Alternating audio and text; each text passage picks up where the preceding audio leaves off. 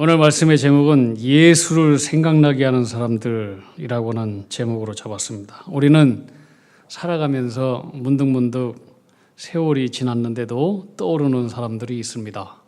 그런 사람들 가운데 죄송하지만 두 번 다시 기억하고 싶지 않은 사람도 있지만 반대로 살아가면서 문득문득 우리의 마음을 따뜻하게 하고 미소 짓게 하는 참 아름다운 사람들도 있습니다. 우리는 흔히 묵상하면 하나님 말씀만 묵상하는 것처럼 생각이 되지만 그렇지 않습니다. 우리의 삶도 누군가에게는 깊은 묵상의 대상이 되어 있다는 사실을 기억해야 될 것입니다. 살아가면서 인생의 가장 큰 복 중의 복은 아마도 만남의 축복일 것입니다. 가장 반대로 불행한 일 중에 하나가 있다면 그것도 나쁜 사람과의 만남일 것입니다. 누구나 세상살이는 힘들고 복잡하고 고되고 고통스러운 세상살입니다. 근데 좋은 사람을 만나면 그만큼 고통은 반감되는 것이고 악하고 나쁜 사람 만나면은 참 고통의 인생은 더욱더 괴롭게 되는 것입니다. 저는 좋은 사람이 어떤 사람일까 여러분들도 한번 곰곰이 생각해 보세요. 지금까지 제가 목회 경험을 통해서 발견한 것이 있습니다. 좋은 사람이라고 하는 것은 결국 이 말 한마디로 다 정리가 되었습니다. 좋은 사람이란 한마디로 얘기하면 예수님 생각나게 하는 사람. 이런 사람이 참 좋은 사람이더라고요. 예수님 생각나게 하는 사람. 그분을 생각하면 예수님이 생각나. 예수님이 느껴져. 저는 여러분들이 그런 사람이 되기를 축복합니다. 지난주에 우리 유창표 집사님 별세하셨습니다. 우리 가족 나왔는데 우리 소경성 집사님, 우리 딸 우리 유선미 집사님 나왔어요. 몇 년 전에 우리 집사님이 이제 별세하시기 전에 한 달 이상 세브란스 병원에 계셨어요. 전화를 했더니 병원에서는 병명도 모른대요. 계속 검사만 한다는 거예요. 그래서 막 근육은 싹 빠져버리고 몸무게도 한 20kg 이상 빠져버렸다는 거예요.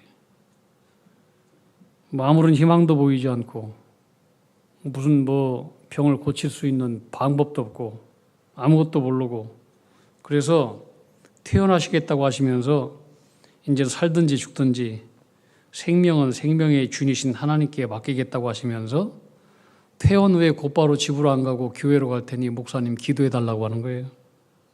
교회로 오셨어요. 그 집사님을 보니까 몰골이 마른 송장처럼 말라 있었어요. 근데 기도했어요. 근데 기도하고 있는 가운데 성령이 임재하는 것이 느껴졌어요. 하나님이 우리 집사님 함께 하시는구나. 하나님께서 이분을 고치시겠구나. 그런 확신이 들었어요. 유 집사님은 눈물을 뚝뚝 흘리면서 기도를 받고 지난날 믿음 생활 소홀히 한 거에 대해서 회개하는 고백을 했어요. 고향이 이북 황해도인데 부모님도 믿음 생활 잘하는 분이고 할아버지가 장로님이셨고 그렇게 기독교 문화에서 북한에 살았대요. 6.25 때 피난을 왔대요.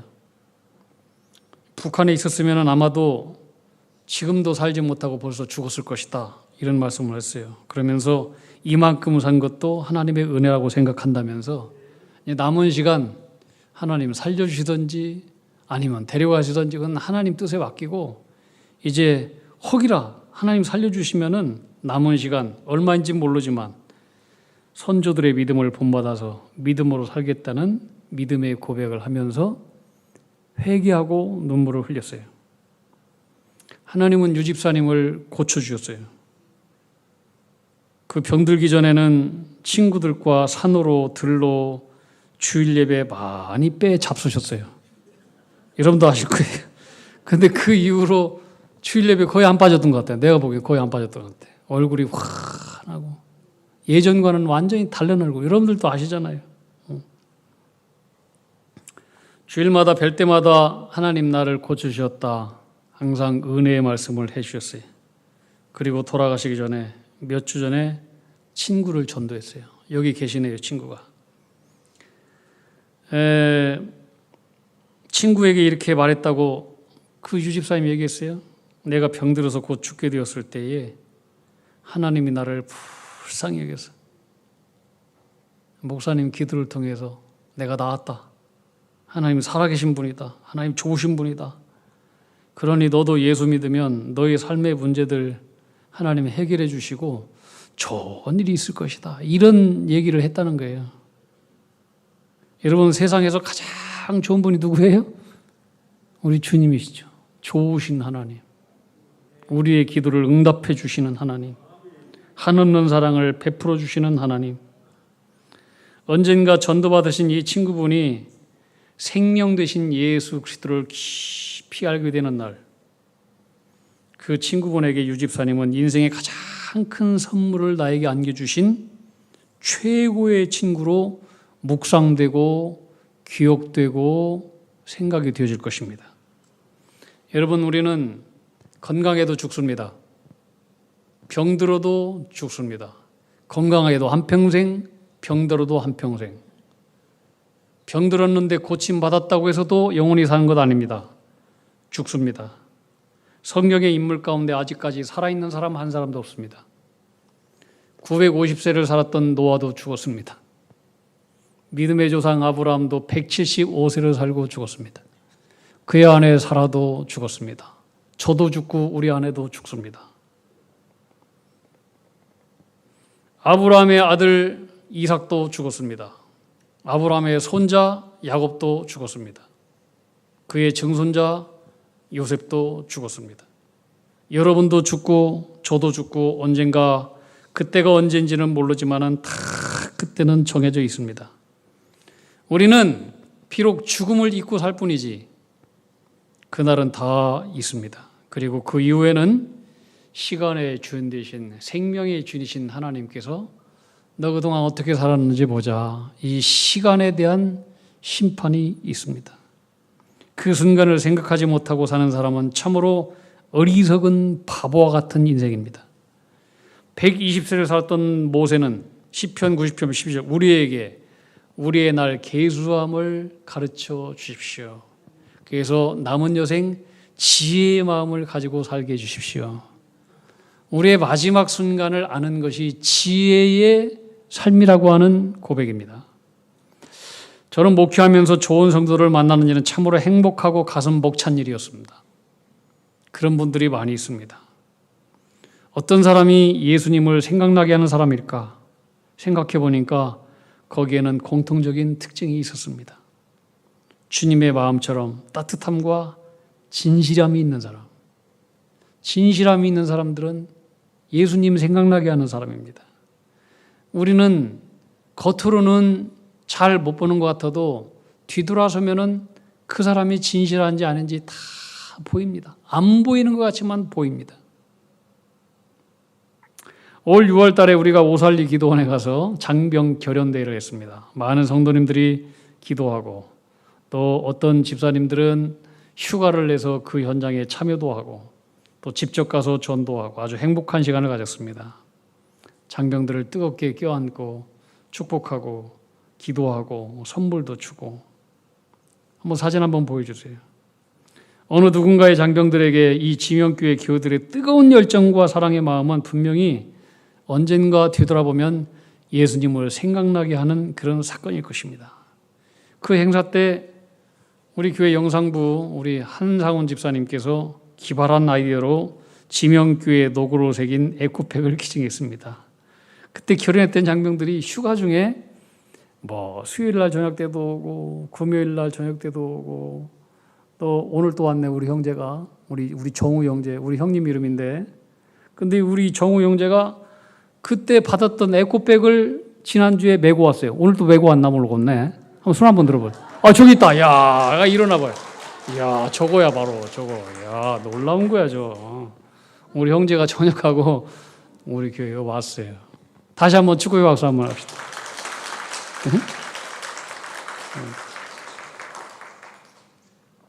어느 권사님은 손편지를 길게 써서 거기에 장병들이 좋아할 간식거리를 이것저것 담아서 정성스럽게 포장해서 선물로 주었습니다. 우리 저 형제도 받았을 거예요. 근데 손편지 내용이 좀 길었어요. 한 장의 손편지를 여러 장 복사해서 그렇게 주었거니 생각했는데 세상에 이걸 다 썼다는 거예요. 수십 장을. 근데 글씨를 보니까 저건 사람의 글씨가 아니야. 야, 전 천사의 글씨다. 저 많은 것을 어떻게 다 썼을까? 복사해서 하면 되지. 근데 왜 그렇게 했냐 했더니 어머니의 마음 가지고 하나하나 했대. 감동이었어요. 저 긴 편지를 쓰면서 얼마나 많은 시간을 들였을까? 그리고 이것을 받는 우리 병사들이 참으로 따뜻한 진실의 어머니의 마음, 주님의 사랑의 마음을 느꼈지 않았겠습니까? 한결같이 예수를 생각나게 하는 사람들은 자기를 희생할 줄 아는 사람들입니다. 자기를 낮추고 먼저 십자가 지고 큰 십자가 먼저 지려고 하고 아무도 보이지 않는 곳에서 소리 없이 섬기고 기도하고 자신의 공로 내세우지 않고 누가 내 공로를 알아볼까? 그것이 부담스럽고 하나님만 알면 되지 인정받으려고 하지도 않습니다. 우리 교회 참 예수님 생각나게 하는 분들은 많습니다. 목요일 날, 토요일 날 OK 사랑 나눔 반찬 봉사팀들 적은 사람들이 모여가지고 최선을 다해서 그 일을 감당해냅니다. 여러분 시간이 있으면 목요일 날 금요일 일손이 좀 부족하다고 하니까 시간이 되시는 분들은 나오셔서 함께 이 일에 같이 헌신했으면 좋겠습니다. 감동입니다. 홍재천 전도팀 감동입니다. 이분들 일찍 나와서 기도하고 준비하는 모습 보면 감동해. 예수님 생각나게 하는 사람들이에요. 어제 있었던 일이에요. 지난주에서 있던 지난주 목요일 날 어느 이제 차를 타고 가면서 함께 우리 전도팀들하고 우리 참 전도팀들 예수님 생각나게 하는 사람이에요. 그랬더니 아이고 다른 분들도 많아요. 어떤 분들이 예수님 생각나게 이분도 그렇고 저분도 그렇고 저분도 그렇고 정말 다 예수님 생각나게 하는 분들이 우리 교회에 많더라고요. 한 권사님이 저에게 얘기했어요. 어제 목사님 저 너무 행복해요. 진짜 행복한 분이에요. 그분은 그냥 하는 소리가 아니에요. 너무 행복해요. 목사님 봉사하는 것도 행복하고 집도 멀어 빨리서 와 행복하대. 일주일 동안 예수님 생각하면 또 행복하고 모든 일이 행복하다는 거예요. 정말 예수님 생각나게 하는 사람들입니다. 예수님 생각나게 하는 사람들은 진실함으로 섬기고 순종하는 발들이 있습니다. 입은 없습니다. 누군가의 필요를 발견하면 시간을 내고 지갑도 열고 헌신 봉사도 합니다. 또한 예수님 생각나게 하는 사람들 있습니다. 인생에 말할 수 없는 고난과 시련 속에서도 소망 중에 믿음으로 힘차게 살아내는 사람들, 참 예수님 생각나게 하는 사람들입니다. 또 예배를 사모하는 사람들, 진심을 다해서 열과 정성을 다해서 예배를 사모하는 사람들. 우리 교회는 먼 거리에서 오시는 분들이 있습니다. 특별히 먼 거리에서 2시간 이상 몇 번의 버스를 갈아타고 막 기쁨으로 주일 예배 드리러 오는 연로하신 우리 장로님도 있고 권사님도 있고 참 예수님 생각나게 하는 사람들이에요. 그죠? 입만 열면 예수님 얘기하고 입만 열면 하나님의 은혜, 입만 열면 감사 모든 것이 은혜이고 감사이고. 근데 이 모든 것을 종합해 보면 예수님 생각나게 하는 사람들의 중심에는 뭐가 있느냐? 십자가의 은혜가 새겨진 사람들이에요. 이 십자가의 은혜가 새겨진 사람들은 예수님 생각나게 하는 사람들이에요. 오늘 우리는 한 사람의 가슴에 선명한 예수의 십자가가 새겨진 한 사람의 삶이 어떻게 또 다른 한 사람의 삶을 송두리째 바꾸고 나아가 세계의 역사의 흐름을 확 바꿨는지 그 사람에 대해서 주목하고 싶습니다. 우리가 읽었던 사도행전 7장에는 스데반 집사라고 하는 한 분의 이야기가 나옵니다. 그의 죽음은 초대교회의 정말 비극적인 사건이었습니다. 아픈 사건이었습니다. 그러나 동시에 이 스데반의 죽음을 현장에서 보고 있었던 어떤 한 청년이 그 스데반의 죽음을 보았을 때에 그 모습에 충격과 감동을 받고 변해서 위대한 세계의 역사의 흐름을 바꿔놓는 위대한 대사도가 됩니다. 사람의 한 사람의 삶은 계속해서 누군가에게 반추되고 기억되고 묵상됩니다. 이 초대교회 집사님은 은혜와 성령이 충만해서 큰 기사와 표적을 행했다고 했습니다. 그리고 그 능력으로 복음을 전했습니다. 그런데 복음을 싫어하는 유대인들이 많았습니다. 그 사람들이 사람들을 매수해서 저 스데반이 하나님을 모욕하는 말을 하였다 거짓 증언을 하게 하고 백성들을 충동질하게 하고 진위 여부를 알아보지도 않고 스데반을 잡아서 무조건 재판정에 세웠습니다.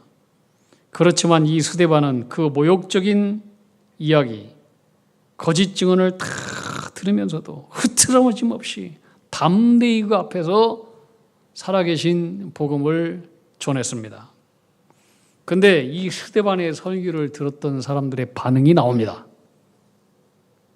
사도행전 7장 54절에 보면 그들이 이 말을 듣고 마음에 찔렸다는 것은 양심의 가책을 받고 심한 충격과 고통을 느꼈다고 하는 것입니다. 죄가 깨달아졌다는 거예요. 그러니까 마음의 양심에 찔리죠. 그러면은 죄를 깨달았으면 회개해야 되는데, 근데 이 사람들은 그들이 이 말을 듣고 마음에 찔려서 오히려 스데반을 향해서 이를 갈았다라고 하는 거예요. 자기 죄를 노출시키고 그러는 순간 분노해서 이를 갈고 내 죄를 알게 하고 드러낸 저자를 내가 죽여서 없애버려야 되겠다, 이런 마음을 가졌다는 거예요. 그리고 성경에 보면 큰 소리를 지르고 귀를 막고 달려들어서 이 스데반을 성 밖으로 끌고 나가서 내쳐버리고 스데반을 향해서 돌멩이를 던졌다는 거예요. 스데반은 돌에 맞아 죽어가면서 땅바닥에 무릎을 꿇고 부르짖어 기도하기를 예수님과 방불한 그런 모습, 죽음을 맞이했다는 거죠. 뭐라고 해야 되느냐? 첫 번째, 주 예수여 내 영혼을 받으시옵소서. 둘째는 주여 이 죄를 저들에게 돌리지 마옵소서. 저들이 모르고 하는 것입니다. 알면 그렇겠습니까? 그러면서 죽을 때 용서의 기도를 하고 천사의 얼굴을 하고 순교하게 되었다고 하는 거예요. 저는 참 이 모습이 너무나 충격적이에요. 저는 어머니 모태에서 어머니의 기도와 젖줄을 먹고 태어났습니다. 지금까지 한평생 또 목사로 살면서 믿음을 떠난 적이 한순간도 없습니다.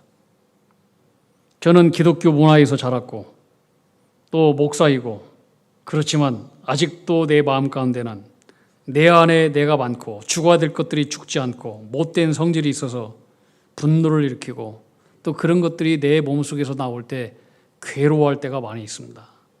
이런 것들이 평상시에는 잘 안 나타나요. 다 어딘가에 숨어 있어요. 감춰져 있어요. 목사라고 하는 타이틀로. 다른 사람들이 나를 목사로 보는데 내가 이렇게 하면은 저 사람들이 어떻게 생각해요? 그런 것들 때문에 다 감추고 숨어 있고 포장되어 있다는 거예요.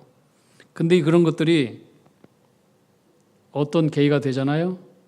누군가 나를 비난하거나 교회를 욕하거나 힘들게 하거나 또 하나님의 나라를 어지럽게 하거나 교만하거나 그런 것들이 다 오면은 내 속에서 그런 것들이 정제되지 않고 스물스물 뱀처럼 머리쳐들고 내 속에 처리되지 않은 과거의 상처들, 분노와 감정들이 서로 연합하고 결성하고 조직을 해서 노조를 일으켜서 터져 나오는 경우가 있어요.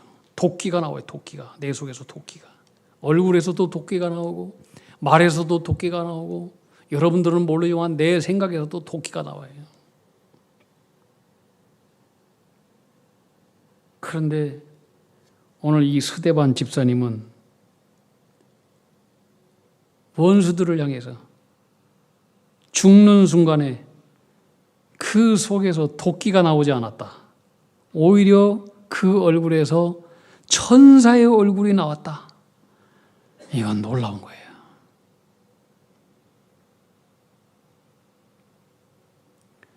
스데반 집사님은 그렇게 죽음으로 끝난 줄 알았는데 그렇지 않았어요. 죽었지만은 죽은 자가 말을 해요.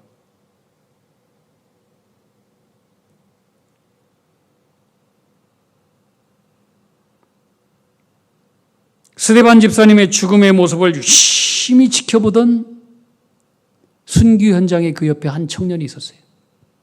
사울이라고 하는 청년이었어요.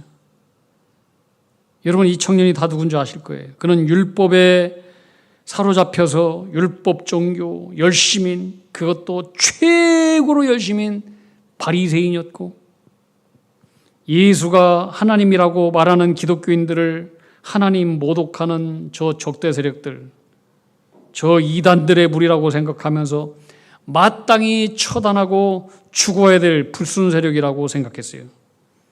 그리고 이 사울이라는 청년은 스데반 집사를 죽일 때 함께 옆에서 가담하고 있었어요. 그런데 이 스데반이 죽어갈 때 보였던 그 천사의 모습, 그의 마지막 용서의 모습, 그의 태도와 확신 앞에서 이 사울이라고 하는 청년은 큰 충격을 받고 흔들리기 시작했습니다. 마치 이것은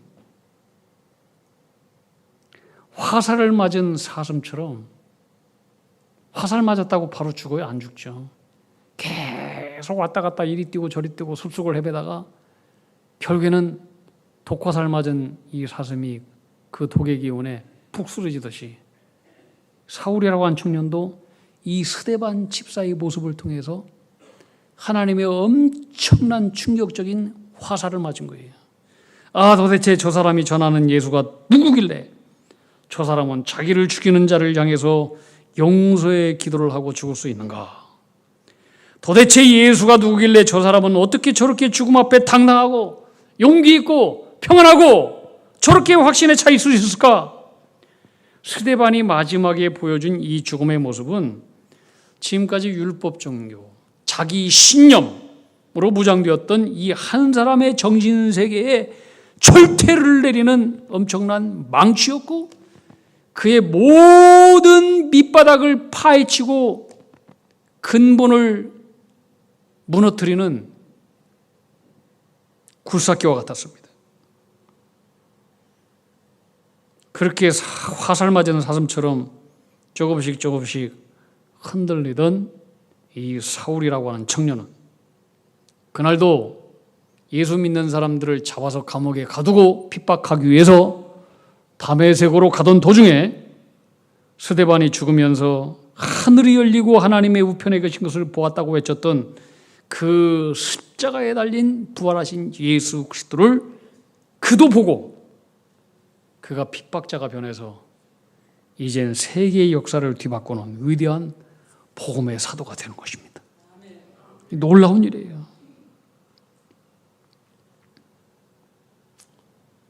여러분, 기독교 역사의 가장 위대한 이 사도 바울의 탄생은 그저 탄생된 것이 아닙니다. 스데반 집사의 마지막 그의 모습을 통해서 그가 탄생된 것입니다. 물론 여기에 하나님의 역사, 성령의 역사가 있었죠.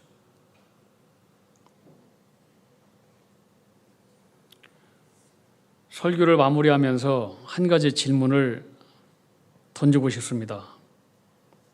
여러분, 우리의 삶은 어느 누군가에게 반추되고 있다는 사실을 기억해야 됩니다. 그렇다면 여러분의 삶은 어느 누군가에게 어떻게 비춰지고 있다고 생각되십니까?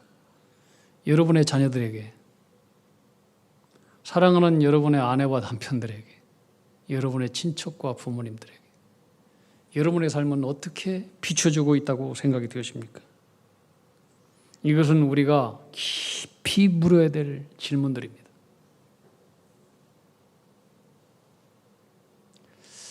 백범 김구 선생님이 어느 한 청년을 주례를 했는데 그 청년의 했던 그 주례사가 아주 짧은, 세계에서 가장 짧은 주례사인데 5초밖에 안 돼요. 근데 이것이 많은 하객들에게 큰 울림을 주었다고 하는 거예요. 주례사 내용이 이렇습니다. 자네를 보니 자네의 아버지가 생각나는구만. 잘 살아보게. 끝이에요. 무슨 얘기냐? 자네의 아버지는 훌륭한 사람이었네. 자네를 보니까 훌륭하신 자네의 아버지의 모습이 그대로 떠오르는구만. 자네도 그렇게 훌륭한 아버지처럼 멋있게 살게나. 이거예요. 여러분, 우리 크리스찬들에게 있어서 최고의 찬사가 무엇이겠습니까? 최고의 찬사가. 집사님, 권사님을 보니 예수님 생각나요. 최고의 찬사예요. 최고의 찬사. 제 입에서 나올 수 있는 최고의 찬사도 그거예요. 권사님 보니까 예수님 생각나네요. 최고의 찬사. 우리 성가대만 옆 사람한테 권사님, 집사님 보니 예수님 생각나네요. 시작. 회개하세요. 서로 옆 사람한테 시작. 그만두세요. 뭐가 생각나? 응? 정말 생각나는 분도 있고 이발이 너무나 죄송스러운 분도 있고 그럴 거예요. 그죠? 우리 신앙인으로서 궁극적으로 우리가 목적 삼고 가야 될 것은 우리의 삶을 통해서 예수님 생각나게 하는 삶이에요. 그죠? 다 인정하죠? 저도 마찬가지. 그분을 보면 예수님 생각나.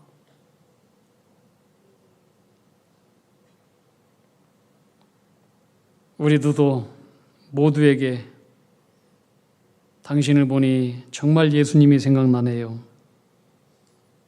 이런 찬사를 받고 이것이 바로 전도자의 삶인 것입니다. 우리 모두가 이렇게 위대한 전도자의 삶이 되기를 주님의 이름으로 축복합니다. 기도합시다. 사랑의 하나님 아버지, 우리의 삶이 예수님을 생각나게 하는 삶이 되게 해 주시옵소서. 나를 통해서 예수님이 보여지는 선교적인 삶으로 쓰임받는 인생이 되게 해 주시옵시고 우리를 통해서 주님의 구원의 역사를 이루는 존귀하고 아름다운 도구가 다 되게 해 주시옵소서. 예수님 이름 받들어 기도하옵나이다. 아멘.